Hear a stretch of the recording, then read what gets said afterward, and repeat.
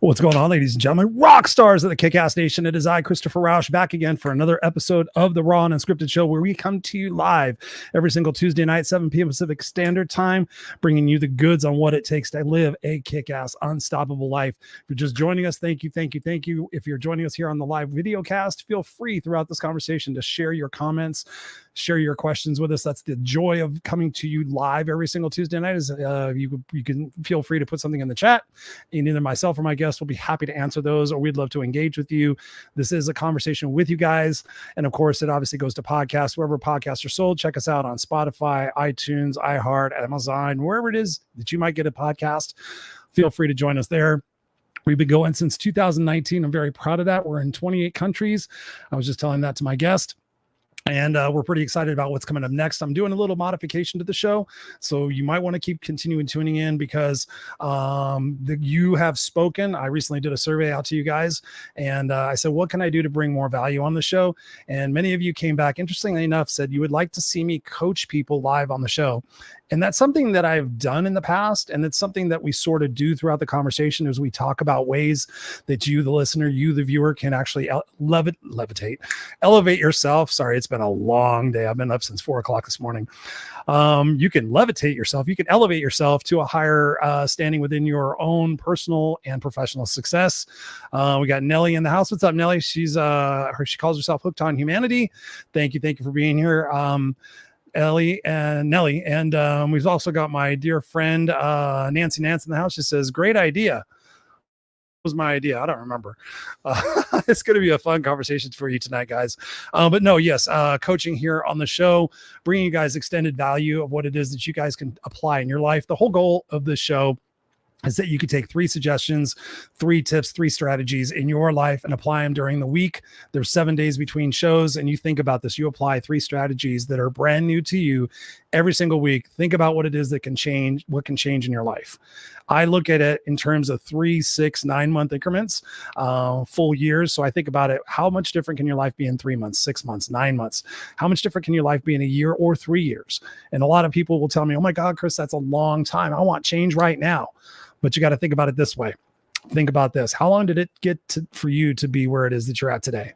Did it take you 40 years? Did it take you 30 years? Did it take you 65 years? We've got a huge wide variety of people who watch and listen to the show from a multitude of different backgrounds and ethnicities. So yes, it took you a little bit to get to where it is that you are today. And yes, we all want to be in a rush to see our success and our professional lives change, but enjoy the journey. That's the one thing I really want to get off the bat right away, is I've been talking to a lot of you guys recently, and it is about that overnight success. I want that overnight change in my life. I want that to be overnight. But listen, here's the joy in the journey, is that we get to grow and we get to learn through the things that we experience and the strategies that we implement. So you start implementing those 3 strategies. Start enjoying the process that you're going through. Don't run from your problems. Don't run from your situations.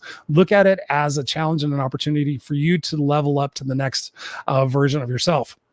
And I was helping a couple of people just since the last show, big time with this information, and thinking about, when have you learned and grown the most? And I said, when things are easier, things are challenging. And they said, when things are challenging. And I said, okay, what would it be like if you had the perspective to enjoy and to embrace those challenges? Instead of running to our short-term gratifications, what would it feel like if we actually said, you know what, I'm excited for what this is producing for me. I'm excited for what I get to learn and grow through this opportunity. And rather than running from it, I'm going to run towards it. And that's something that I would like to share with you guys real quick here. Is last week I found myself in a situation of feeling very stressed and very overwhelmed. And that is not like me. That was 30-year-old Chris, not 55-year-old Chris. And I felt myself taking on a lot of the energy and the opinions and situations that are going on in social media land. And so I made a tough decision, and I decided that I was going to forego my scrolling on Facebook for an indefinite period of time. And it's not that I'm not going to support my social media people out there in TikTok land and Instagram land and my Facebook group, Raw Unscripted, or YouTube, or of course this podcast, but I'm not going to sit there and go through and scroll through my Facebook feed, sometimes for 10 minutes, sometimes for 40 minutes, commenting on people's posts, taking in some of the negativity and the closed-mindedness that is going on in the world today.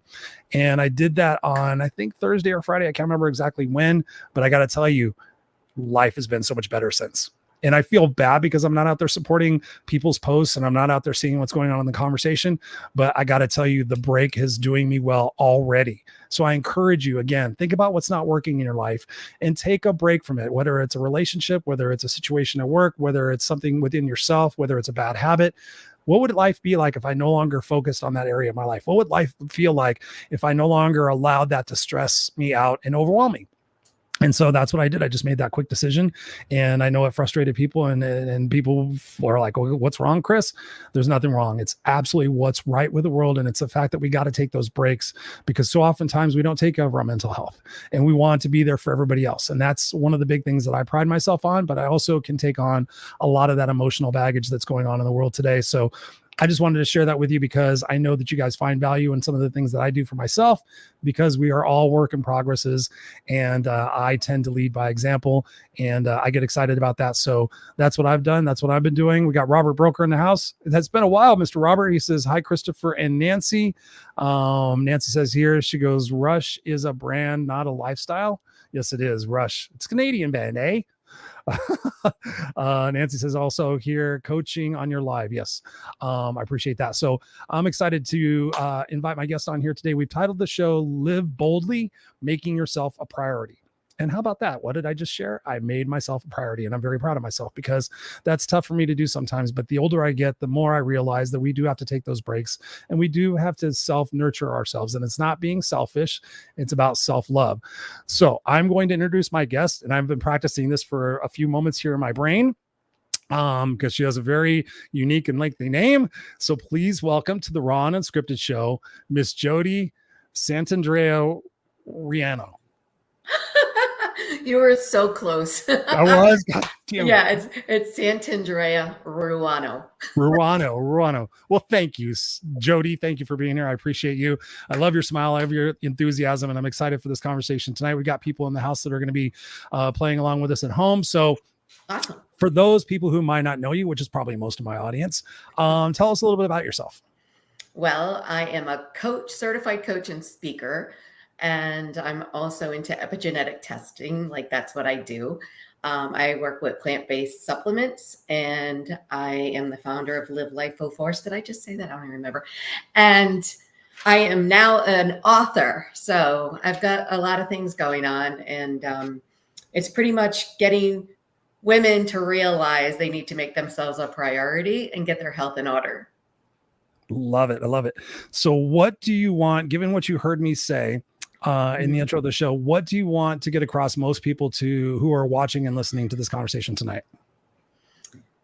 I want them to know that you can go through a lot of hard things in life, like I did, but that there is there's an opening and there's space, and you've got to find that, and you got to make yourself a priority. Like, there's so many people that don't do that in their lives. And it's sad, because you can't help other people if you don't help yourself first. Oh, this is going to be a fire conversation. Okay, so I'm going to dive right in the deep end, because we've had this conversation before many, many minutes ago. Who referred us together? Who referred you to be on the show? I can't remember. I called you and talked to you because you just resonated me in a way. And I was like, I've got to talk to him. And so I reached out to you. Yay, I'm proud of you. That's awesome. Thank you for that. So given what it is that you just said, I'm going to dive right off the deep end. Tell us about a time in your life where you perhaps weren't making yourself a priority, and you got to a point where push comes to shove, and you had to start making yourself a priority in your mental and physical and everything spiritual in your life. Talk to us about that moment and what that means for you today.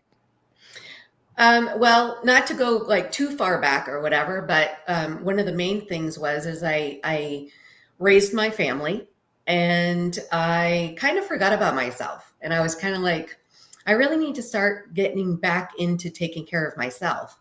So I started my personal journey and started doing things like that, and thought I was doing the right thing.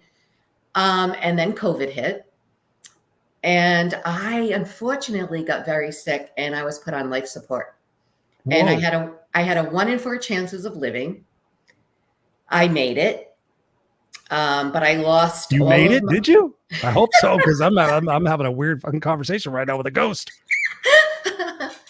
And so, you know, I ended up losing so much muscle mass, and but I couldn't walk, I couldn't talk, I couldn't do anything. And so it took me a while, and I thought my life, I was like, you know, I'm supposed to be a speaker, I'm supposed to be a coach. How am I going to do any of this? I don't even have a voice. And I gave myself a year, and I really took a deep dive into my health and realized things that I thought I was doing, I wasn't doing correctly. That's why epigenetic testing is really important. For me, it was. And then I just slowly, like you said, you want to rush things, right? You want to get it like now, but you can't. You have to take your steps to get healthy. It took me so many years, like 50, blah, blah, blah, blah. You know what I'm saying? It takes you so many years to get to where you're at, and it catches up to you. And then you're like, so it's taken me a while to get better, and I'm still not 100%, but I am way better than I was in 2021. Hell yeah. You're standing strong, and you're doing all these things to take that experience to help other people. So what was that? You said something that you were doing things that you thought were in your best interest and good for you. What were those things that maybe perhaps you got wrong, and that other people tend to get wrong about their mental health and their physical health and maybe their spiritual health? Yes. Well, one of the things is that I was taking, like, I want to say a vitamin D, right? Like I knew I was low in vitamin D. But I did not know that I had the MTFHR gene, which is a folic acid. You need to take folate and not folic acid, because it's almost like kryptonite to you. Oh, wow. So if you have that gene, it's messing up. So like eating cereals, having juice, it's in there. They put folic acid in a lot of food, so you have to be careful. And so that was one of the things that I had found out. The vitamin D, I found out that I was taking a synthetic form and not a form that I could absorb.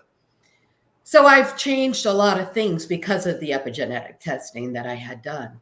So what have you learned about epigenetic testing? Because I know a little bit about it, but chances are a lot of people listening to this and watching this tonight don't know a heck of a lot about that. So talk to us in maybe layman's terms of what it means and what it's all about.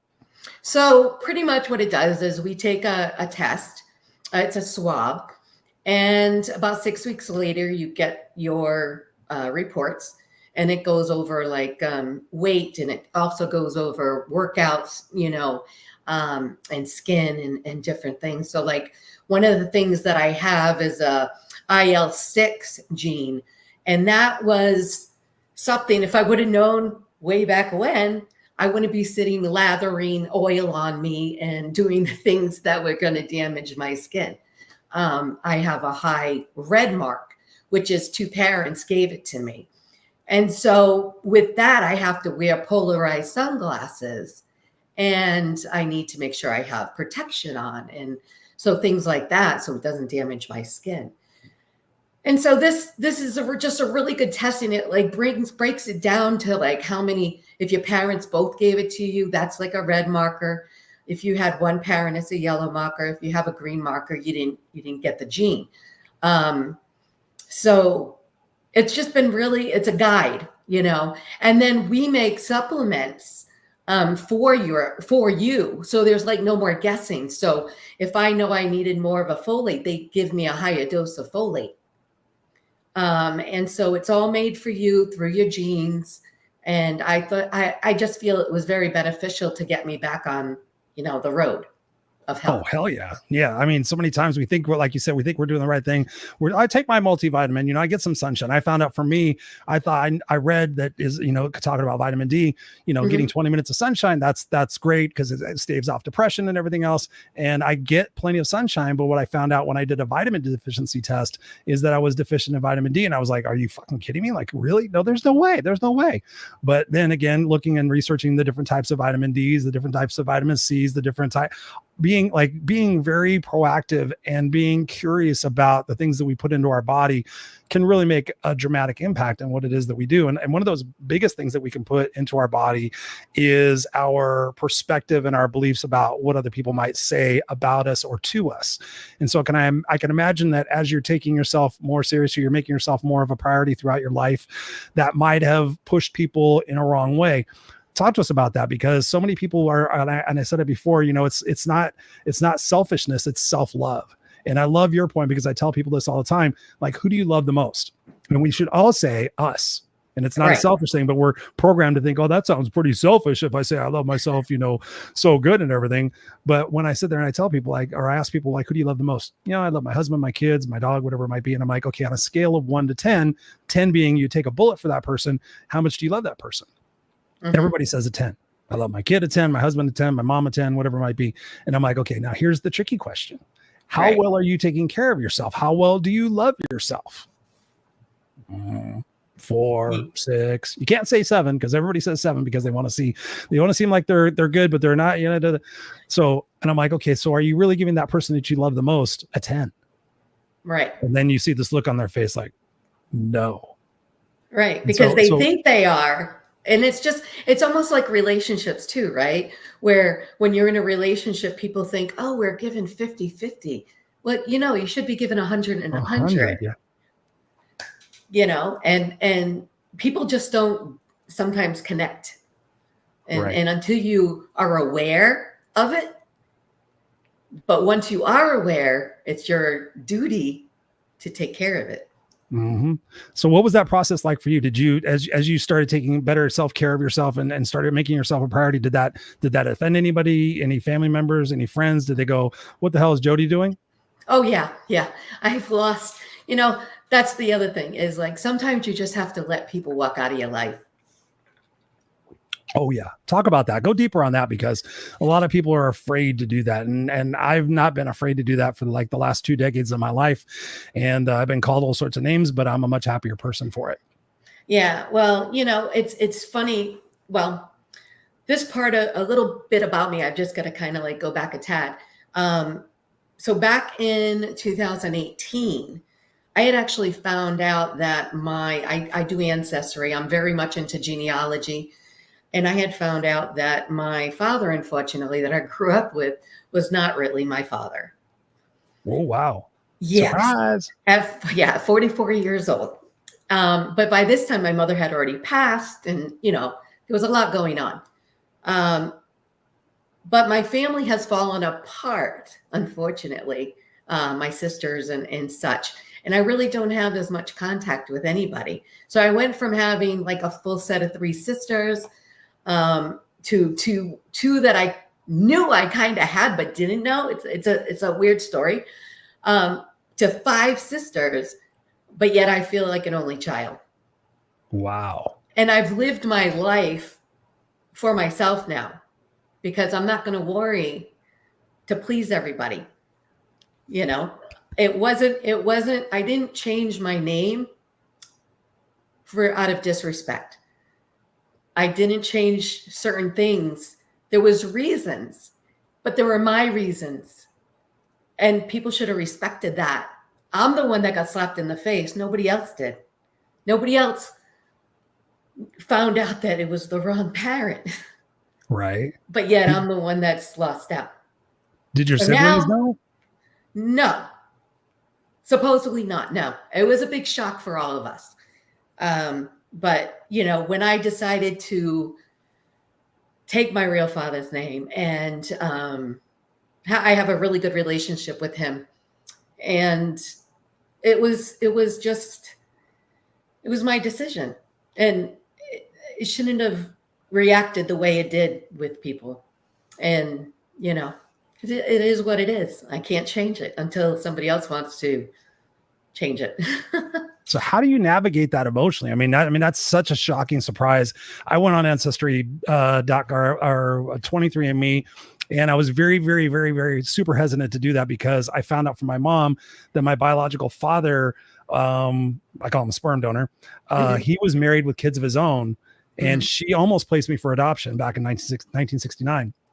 And so when she started telling me the story in her mid 40s, I said, why didn't he ever like choose to be in my life? And she goes, well, he had, a wife and kids of his own.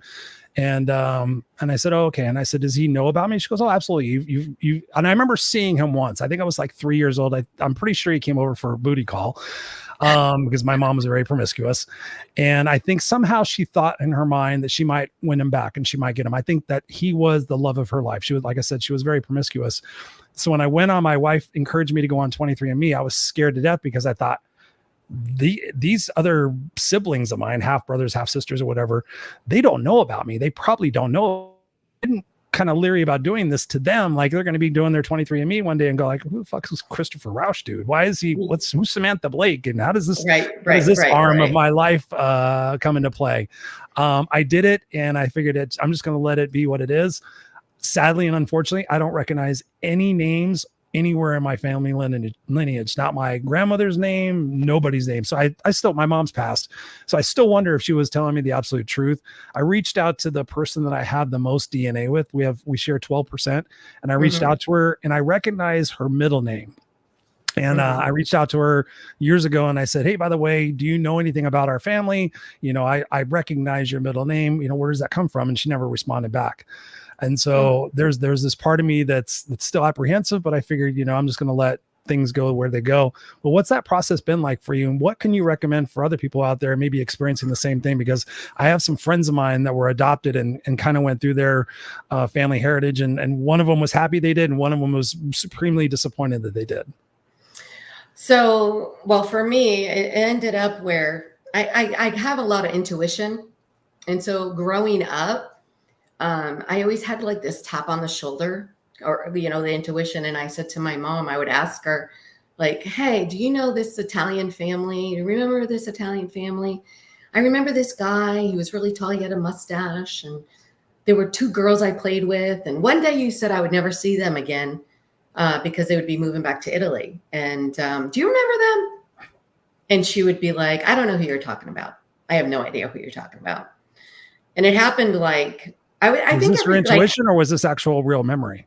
No, I don't. Well, it was my intuition asking her, but it is a memory, but it was subconscious. Like I didn't know. I just felt like somebody was saying, ask your mom about this. And it would like come up. And so I did. And she would be like, I don't know what you're talking about. And I was like, okay. And then it ended up where I always knew my blood type at like 15. There was an accident. And I ended up finding out my blood type. So I kind of knew it from 15. And my sister, this is like, I don't know, 2005-ish. And my sister started talking about blood types in our family. And I was like, why am I the only one with this blood type? Like, it didn't make sense. And she's like, I don't know. It doesn't matter. Like throwing it out. Okay. So I kept it and I put it in my lockbox. Something just said, keep it. Yeah. So then 2012 came and I got this weird feeling. And so I opened the lockbox and I looked at it and I Googled, can these 2 blood types have my blood type? And it was very, very rare, but it didn't say it couldn't happen. So I just threw it in and I said, okay. And then in 2018, my sister said, I just did my DNA test and it's going to be cut. And I was like what? Because in 2012, my mother passed in January. And I think 2 months later, DNA actually came out. Oh, wow. It was really strange. And I almost did it then, but life gets in the way and you just kind of live your life. And so 2018, that's when my sister did hers. And she got it. And I was like, oh, that's really cool. I'm going to do mine. Now, growing up, I've always been asked if I was Italian. No matter where I went, it was always, I get my hair cut. Oh, you're Italian. I was like, no, I'm this. Because I didn't know, even though I felt it a little bit, but I just kind of always said what I was told. And then I already realized my mom never brought me back to the places that asked me. So, and I would ask my dad, I would be like, are you sure you're not Italian? And he's like, no. And I'm like, okay. So when my test came back, it was a little different. We didn't know how to read it. And I asked my father and to do his. But by the time I got his back, I already knew that it was, because I called Ancestry right off the bat, like the next day. And I said, something's not right. You gotta explain how to read this. And that's when they were like, oh, that's a half sister. And I was like, oh no. And then of course it was like, well, which one's the half? Right. And so we kind of nailed that down and realized I was the off. And, you know, growing up, you look at pictures and it's always like the same, a little different. Yeah. Like it, you know, yep. But no, but it wasn't enough to be like, oh, you're so different. Like it wasn't like that. And, but when you see my other sisters from Italy, I look like I fit right in.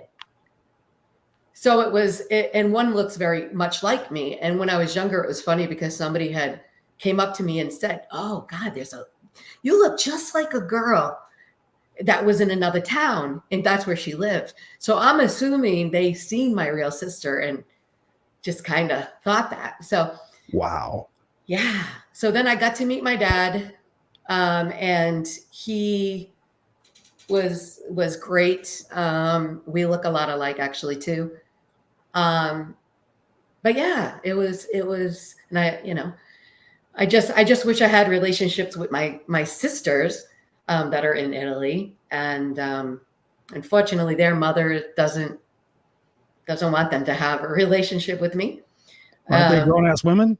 They're older than me, but they don't want to upset the family heritage and like, oh, just keep it on its little proper place. Yeah. Well, perhaps the time will happen. But this leads me to a very, very important question that I really love asking people, because I've seen a lot of people heal through this on the show, and people will come back to me, thank you for asking that question. What part of empathy and forgiveness? I mean, given what you've been through, Jodie, which is a tremendous amount, and there's a lot more to your story I can imagine. What part of empathy and forgiveness has been a part of your healing journey? Because we're here talking about making ourselves a priority. We're talking about your journey of sitting there saying, okay, now I prioritize myself. I put myself on the back burner now, mentally and physically, and I'm working on these things. And how has that process been for you to have that empathy and forgiveness? Walk us through that journey, because so many people, I find that if they could just find empathy and forgiveness, like I found it for my mom, and I was able to do that when I was writing the book about her and me. And I sat there and I was still had anger and animosity towards her and frustration. And I mean, I forgave her, but it wasn't until I sat there and I realized, like, okay, long story short, if I walked in her shoes, if I had been born in 1942, if I had been born to her parents, if I'd gone through all the experiences that she went through, might I have been like her? And as much as I didn't want to say yes, I'm like, I probably would have, she was born in 19, all the these different things. She had these beliefs about life. She took these actions. She said she did the best she could, which now as an older person, I can sit there and I can understand how, as a parent as well, that she did try in her way, her best, which I still thought was bullshit, but I was able to find that empathy and forgiveness for her. I was able to say, you know what, rather than being mad at you, I feel so much, empathy for you. I feel so much sadness for you that was your life. And that those are the beliefs that you created from those experiences. So walk us through what that's been like for you, because I know we can help some people with that. Yeah. I actually loved my childhood at the time, even though it was very difficult. Like she was abusive, mentally and physically. But there was love there. Right. She would say things that shouldn't have been said. She did things that shouldn't have been done. When she should have said something, she didn't, because she liked the control. Yeah. And then she went through a lot. I found out things actually more as an adult about her than I knew growing up. I knew some things, but it never like stuck. And I just realized, like you did, I let go. I don't want the anger. I don't want to be mad. And I can see where she was. I can see how she, got confused, and went with my dad. Like I get things. you know, my sisters were so hung up on the fact that about what my dad really knew, like my bio dad, like, oh, he must have known about you, you know, like throwing really like trying to like get me mad. And I Right. was like, listen, he had another family. Yeah. He had kids. And if mom didn't say anything to him, which whether or not she did or not, it doesn't even matter. But if I can't even be mad at him Right. because who the hell is going to stand up and go, hey, I think she's mine. Like in logic, you know what I'm saying? You're not going to sit there if you did something, especially back then. Yeah, exactly. You know? And so I find it like it happened. It is what it is. But I understand also the mother side, like my sister's mother, you know, as what I was as a wife and you know, having kids, and I can understand her being mad. I mean, I get it, you know. So it's dynamic, but if you're not ready to heal, if you're not ready to let go, then you're going to sit there and struggle. And I don't want to do that. So I want to live happy. I want to enjoy the time I do have left with my dad. And, you know, if my sisters unfortunately want to walk out or do whatever, then that's their choice. And I can't do anything about it. So. You said a couple of things that I want to key in for people. And I love what Robert said right here. He says, well, if you don't ask, you'll never know. And he also says here, he goes, the door is open, and he walked through it, as he's saying right here.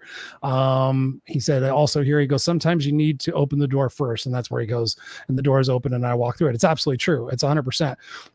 The one thing you said these 5 powerful words that I've been saying a lot lately. It is what it is. Yeah. And so oftentimes we want it to be what it should be. Well, it should be this, and they should have done this. And then we know you could have, should have, would have, could have, all over ourselves.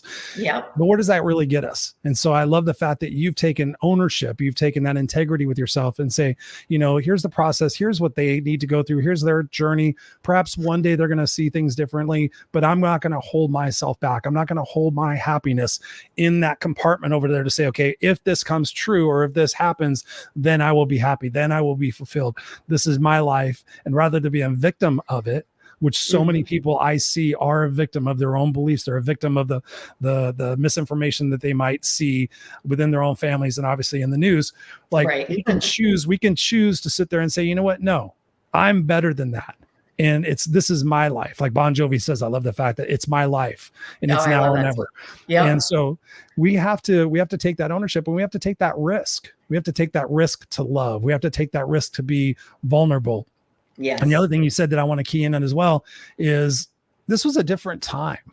Like yes. We're so blessed right now to grow up in this time where like my son's adopted. We adopted him from birth.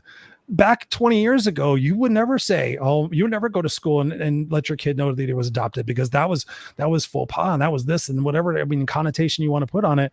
So we're blessed to live in this day and age where that's accepted now and that's embraced. And now we have the internet. Now we can be more of ourselves, and we can be more open without that risk of judgment. And so we think back to those times in the 60s and the 70s when there was this, you know, oh my God, you know, we can't say that, we can't do that. Let's just shut up and be quiet. Let's not talk about mental health. I was just speaking with somebody the other day who's older, and they're in their 70s, we'll say. Okay. And they're just grasping the fact that they could be public with their mental health. I'm like, why not? We're all going through the same shit. Geez, I deal with anxiety, depression, PTSD, OCD. I have my own little quirks and habits, and people sit there and think, oh, Chris, you're all this in a bag of chips. I'm like, no, I deal with these things. Some days I fucking struggle with them, and it's okay that we're all dealing with something somehow, and that we should be more, I guess, vulnerable, because in that vulnerability is that strength. Would you agree with that? Given what you've been through, I mean, because I know you've been through a lot. I remember reading pieces of our conversation before. It was a lot, because I was like, oh shit, we need you to have you on this show. Yeah, I've been through quite a lot, even spiritually. Talk about that vulnerability, yeah. Well, the vulnerability part, like, I think we do need to have open conversations about things that have happened to us, to where somebody can see it and be like, they got through it, you know? And so I am so, like, say PTSD, right? I never thought I would have that. Like, I've been pretty good. And then after I got so sick, I had gone in for another procedure later on. And as I was getting wheeled in, I didn't realize, and I broke down. And I freaked out. I was like, ah. And it was because of what I went through at the hospital that I ended up, and the lady's like, you probably have PTSD. And I was like, what? Like, it didn't even dawn, because I've always put it towards like military and, you know, things like that. And, but it was so traumatic. Like, what I went through was so traumatic that, yeah, I got that. And so if I go back to a hospital, I don't know how I will react if I'm getting wheeled back in yet. You know, that's the only thing that I felt so far. But yeah, depression, like anxiety. I've had anxiety. I had gotten really sick before. I had ended up getting Graves' disease. And with that brought on anxiety. And I was like, where is that coming from? I used to bungee jump. I'm very like adventurous. And then all of a sudden I was afraid of heights. All of a sudden I was afraid to touch a doorknob. I was like, what is this? And it was caused from the thyroid. Mm-hmm. And so like, it was an imbalance that until I got it fixed, that was like, it was crazy. So there's so many that's why like health is so important, because it's not just your physical, it's your mental, and everything is in tie, you know, and people don't realize like your gut is your second brain. And if your gut is all messed up, which mine was, it's leaking, it's going into your bloodstream. You've got all kinds of things going on. And you know, another thing, I had gotten a fractured skull when I was 15 from somebody that was jealous of me and threw me into a bus. So, and I almost died. So I've had a few incidences where I've gotten close, have to say, but I'm here. So it's like, I love life, and I want other people to love life. And, you know, that's it. Like, you got to take care of yourself and just enjoy the ride. You do. So many different questions are popping into my brain right now. So many. And I'm going to try to not try to ask them all at the same time, because my brain's going, ask this. But I know people in this day and age right now are dealing with a lot of overwhelm. People are feeling overwhelmed by so much. And I hear this phrase so much, I'm doing the best I can do. Chris, I'm doing the best I can do. And I challenge them on it. I'm like, is this really your best? Are you really facing the situations? Are you really addressing the tolerations in your life? I'm huge on tolerations, and we got to stop tolerating the things from ourselves. We got to stop tolerating things from other people and things from inanimate objects. What are like 3 pieces of advice you would give to somebody listening to this right now who's in the middle of that chaos, that anxiety, that overwhelm, and they feel like they just can't do anything different? I'm just coping to survive, and then someday I'll deal with it. Okay. First thing, 1% better every day. Yes. That is all you need to focus on. Is, did I get better 1%? It's going to add up over time. So 1% better. How do we do that? Because you were just reading my brain, because I talk about that compound interest every single day. Like, just, I'm not yesterday's version of Chris anymore. Here's my goal is that when I go to sleep tonight, I'm going to put my head on my pillow and I'm going to think about, what am I most proud of today? How did I handle one situation just a little bit differently? How did I not react through road rage? Because I tend to become a flaming asshole. And I'm like, get mad when I get mad. And so how can we what does that 1% look like? Well, one of the things I think is very important for people, especially like say your nightly ritual, routine, whatever you want to call it. Yeah. I do a brain dump. And some people don't know what the brain dump is, but what it is you sit there and you put down everything that you think of and you let it go. And then, you know, you structure your day for the next day. There's things that you can do to lead up for you to go to sleep. Get off social media, get off all your phones. Don't put your phone next to your bed, but it's steps, because if you do it everything at once, you get overwhelmed. So do one thing. So if you don't want, turn your phone off on airplane mode, put it in the bathroom, or so, whatever it is. But there's steps. You got to take steps. And the brain dump is just very helpful to where, my brain was always running. I would go to sleep and it would be like, oh, you didn't do this. Oh, you forgot that. Oh, you got to do this tomorrow. You got to do that. And it was like, oh, Lord. And I couldn't go to sleep. So I like to do my brain dump and try to get everything done. And that's one of the things I do. In the morning. How do you do the brain dump? Do you do it on texting? Do you? No, I write it down. If you write it down, something about writing it on paper is more beneficial for you. 100%. It becomes acknowledgement that it's reality. Yeah. And so that's what I do. I don't use technology because I actually have it on my phone where people can't get a hold of me at the time that I don't want them to get a hold of me. I put things on. Usually I wouldn't be on this, but we had done this a long time ago, like set it up. I'm usually in bed by now. I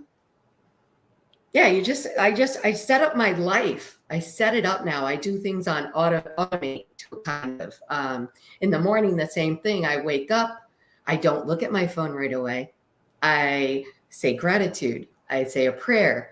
I get out of bed, have a cup of coffee. I, let my animals out. I do whatever. And I will do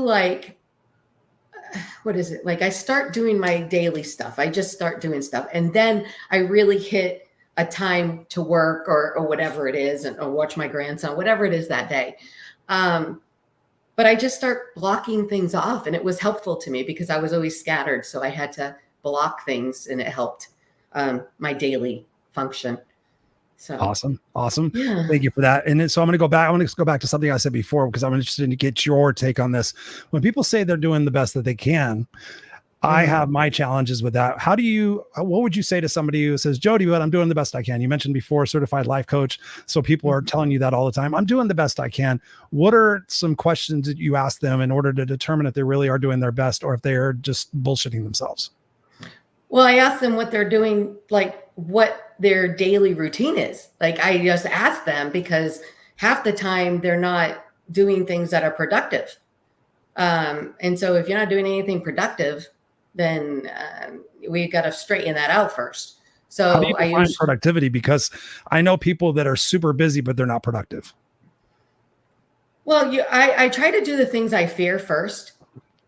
So if there's a particular thing that I got to do, I try to do it on a Monday. I do important things on my Monday. So by Friday, it's kind of a recap and I have enough time if something goes on to fix it. And it's everything. The thing is you can't overwhelm people, right? It's hard because I can throw things out, but people are like, oh my God, I can't do that yet. So I just, my coaching is very personalized. So I find out what they need. Some people have a great morning routine and really need a nightly routine. Some people need their stuff in between. Some people got to figure out like their mindset. They need more affirmations of like making themselves feel worthy, and so figuring that out. And then the other thing, like I said, I do health. And that has a lot to do with it. If they're not working, if they don't think themselves a priority, they think, oh my God, I can't afford that. I can't get that test. I can't pay for those pills for, my supplements. I can't. Well, did you just buy a $300 bag? Or a $1,000 phone?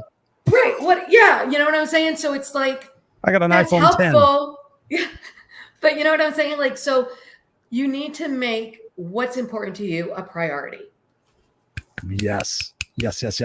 Okay, I've got one other question that I'm going to ask you. And I just had something else that you had said, but I'm going to let that go because I'll try to figure it out and then I'll waste time. Okay. I'm mad about questions. I love questions. Like, I do too. is this, like I tell people, like, ask yourself this question: is this getting me further from or closer to my stated goal? Like when you're in the moment, or will I be proud of this tomorrow? Like when we're Right. going to our short-term gratifications, like I tend to not have one cookie. I tend to eat 5 cookies. I'm a 220-pound dude. I can have 5 cookies. It's okay. I'm working out tomorrow. Will I be proud of this decision tomorrow? What are some of your favorite questions to either for us to ask ourselves in those moments of indecision or those moments of disempowerment? Let's see. I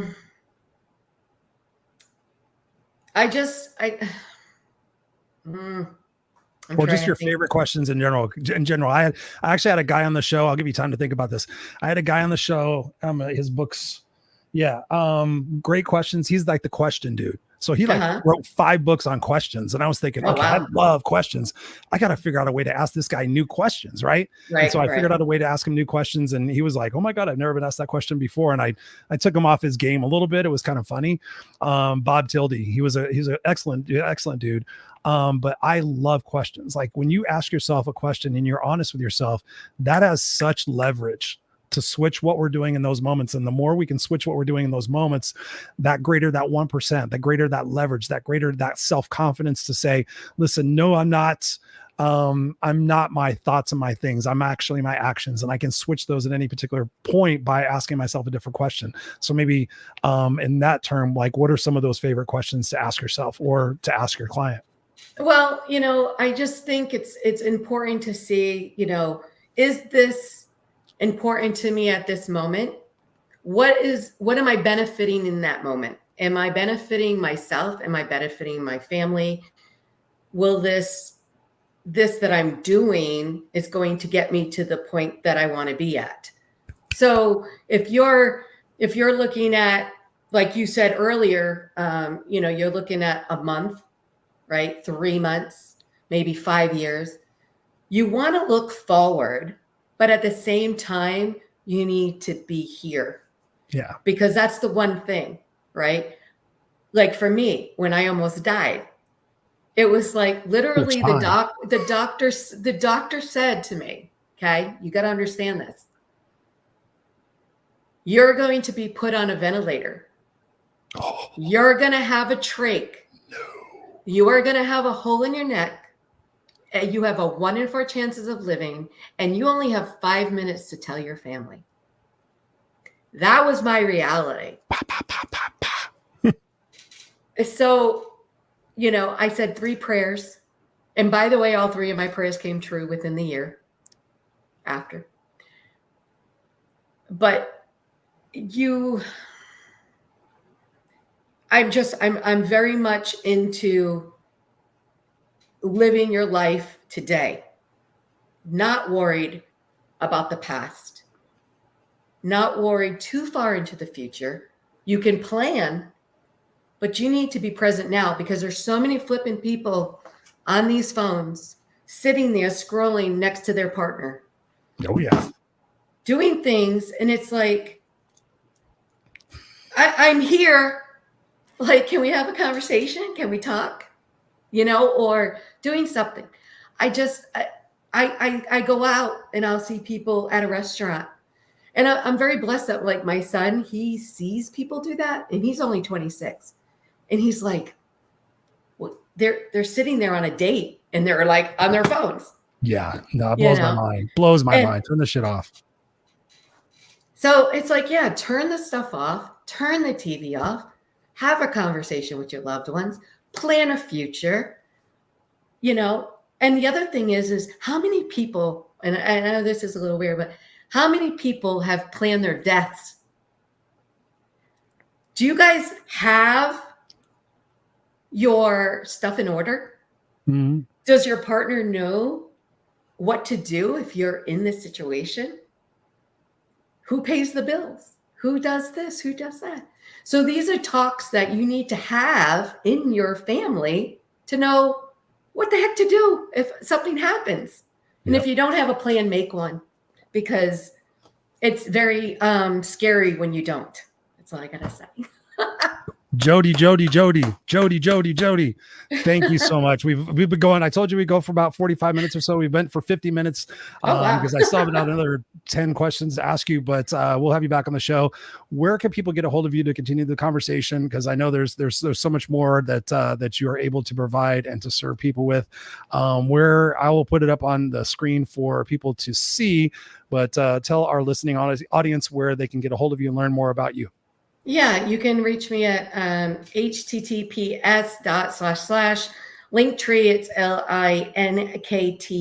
linktr.ee/ my name, Jodie, Jodie, Santandrea, Santandrea, Ruano, Ruanl. And I'm also on Facebook. I'm the only one. So when you look me up, I'm there. And I'm on Instagram as well. So, and Linktree. So, yes. Awesome. This has been an amazing conversation. I know without a doubt people can go back to this conversation and find probably 10 different strategies or 10 different mindsets that we've shared over this conversation that will change their trajectory in their life. So for people listening, watching, driving right now, all of her information is in the show notes, so you can go click on that as well. But thank you so much for being here, Jodie. I appreciate it. I know it's past your bedtime. Don't go anywhere. I'm going to place you backstage. I'm going to end out the show, but don't go anywhere so I can still have a little chat with you. But thank you again for your Thank you so much, Chris. Yes, thank you so much. You're a rock star. And there we have it, boys and girls, rock stars. As in terms of my friend Nancy right here, what an exponential conversation. What an exponential conversation. Thank you guys so much for being here live on the call. And thank you for chiming in. Here's the deal. You can be inspired from this conversation. You can go, oh my God, Jodie was then, within like 1 in 4 chance of dying. She was thrown in front of a bus. She went through all these different experiences. But the thing you can take away from the conversation is how powerful is she, right? When you think about that. And some people don't believe that they have that power within themselves. Oh my God, I wish I was that strong. I wish I was that positive. I wish I was that able to take the negative situations in my life and spin them around. The truth is you are. But it starts with what you say up here. It starts with the language that you say up here. So instead of saying, I can't, why don't you have an honest conversation and say that you won't? And I just challenged that with somebody just recently. They said, oh, I can't do that. I can't do that. I can't do that. And I'm like, really? Then I guess you're just going to end up fucking miserable and you're going to die with a bunch of regrets. They're like, well, no. And I'm like, well, start giving yourself the opportunity that you can. When you change the way you look at things, the things you look at begin to change. And that's Dr. Wayne Dyer. And here's the other thing about Dr. Wayne Dyer. If you continue to do what you've always done, you will continue to get what you've always got. So here's what I encourage you to do. Stop saying you're going to try. Just fucking do it. Stop saying hope, wish, and pray. Stop saying someday. Stop saying, those words. Stop believing in those things. Oh, I'm going to try to lose weight. Oh, I'm going to try to be better. No, just make a proclamation. Make a promise to yourself. Here's what you can get out of this conversation. Jodie made a promise to herself. She said 3 prayers. And so she put the intentionality out into the universe. And she sat there and said, okay, this is going to happen to me, but this does not define who I am.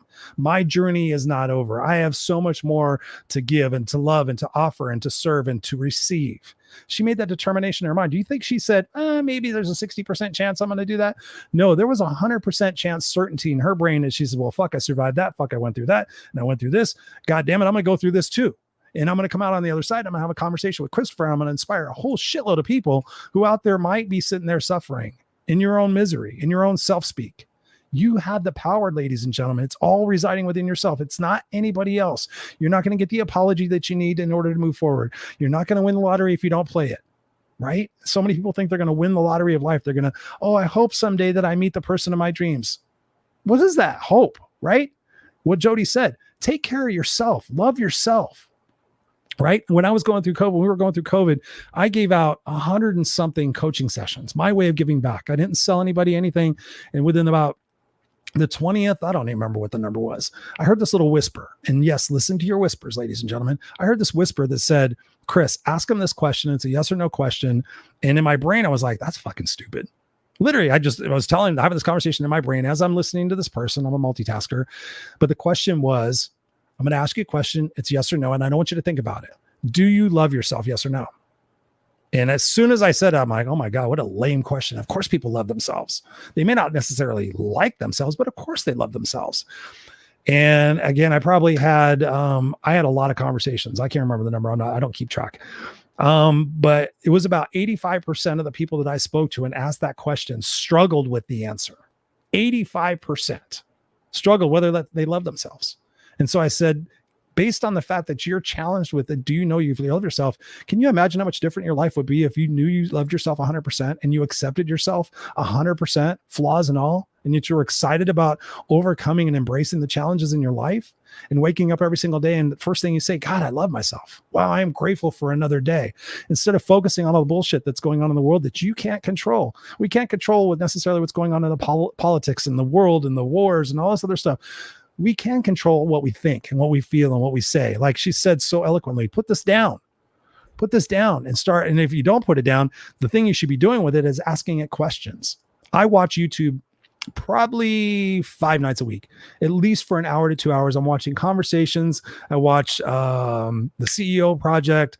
I watch Andrew Huberman. I watch a bunch of stuff because I'm educating myself. And either I watch it on my phone or I watch it on the television, but I'm educating myself. I'm using these devices to educate myself. What are you going to do for yourself? Again, we talked about this before. Stop tolerating the bullshit from yourself. Stop tolerating the bullshit from other people, and stop tolerating the bullshit from inanimate objects.